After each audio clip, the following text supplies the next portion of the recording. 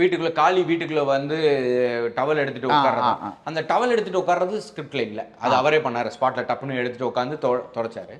ஆனா இது எப்படி இருந்துச்சுன்னா, பிரியாணி பொட்டலம் வாங்கிட்டு வந்திருக்காங்க, குழந்தைங்கலாம் உட்காந்து பிரியாணி சாப்பிட்டுக்கிட்டு இருக்கு. அந்த பிரியாணி சாப்பிட்றாங்கன்றதுக்கான ஷாட் இருக்காது, ஆனா அந்த அம்மா ஊட்டி விட்டுட்டு இருப்பாங்க. என்ன ஐடியானா, இந்த மொத்த குடும்பமும் திருவிழாவுக்கு கிளம்பிட்டு இருக்கு. இவங்க வர்றதே திருவிழாவுக்கு ரெடி ஆகி டக்குன்னு கடையை அடைச்சிட்டு போவோம் திருவிழாக்குன்னு தான் இவங்க உள்ள வர்றாங்க.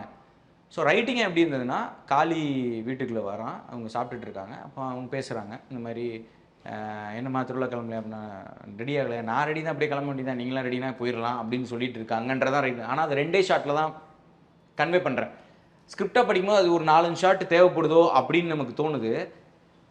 ஆக்சுவலி அங்கே வந்து தேவைப்படலை. ஏன்னா மித்ததெல்லாம் பேக்ரவுண்ட் ஆக்ஷனாக மாறிடுதுல்ல சார். காளி தான் கதையை அடுத்த கட்டத்துக்கு நவுத்துறாரு. அதுவும் பெரியப்பா வந்துட்டாரு எங்க, இது 2 தான் அந்த சீனோட முக்கியமான பாயிண்ட்ல. ஸோ அதனால எனக்கு என்னன்னா, இது தேவையில்லை, வேணாம் அப்படின்னு முடிவு பண்ணிக்கிறோம். ஷார்ட் எடுக்க வேணாம், மற்றது எடுக்க வேணாம் அப்படின்ற கால் அங்கே தான் ஸ்ட்ராங்காக எடுக்கும். ஆனந்த் ஒரு சுகமான உள்ளாடை.